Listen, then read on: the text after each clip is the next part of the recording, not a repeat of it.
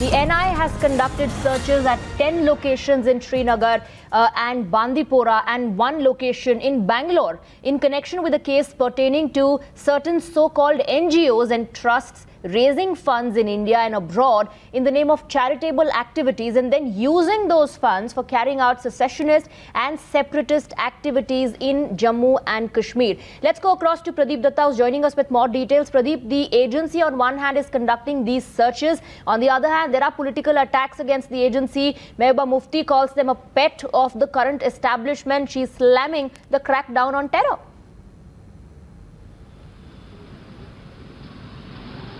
That's really unfortunate that, in fact, regarding security-related issues or investigation-related issues, Mehbooba Mufti is trying to politicize, because this has been an ongoing process. It's brought for the first time when a National Investigation Agency had conducted a raid, and these people had been picked up, detained or arrested, because in the past also Khurram Parvez was arrested, and that time PSA was slapped on him.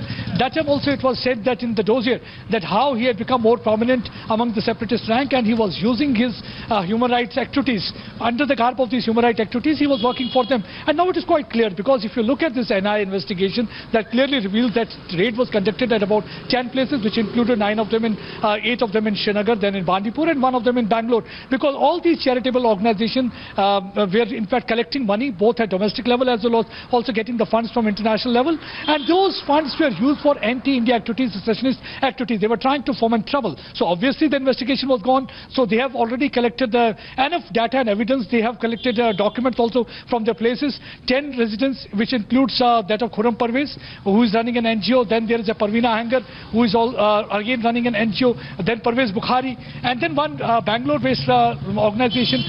There also the raid has been conducted. So they both confined to one particular area. Then Greater Kashmir Trust has also been, in fact, the raid was conducted there also. So they are trying to properly investigate that these people had been getting funds, because it's totally, no country can ever tolerate that you are getting funds for the charitable activity and the same fund is used to foment trouble or anti-India activities, trying to malign image of the country, and used for the secessionist activity. So you are directly or indirectly supporting the Pakistan and Pak proxies. So that funds, everybody will like to investigate. So that is what actually Pradeep, stay on with us, Pradeep.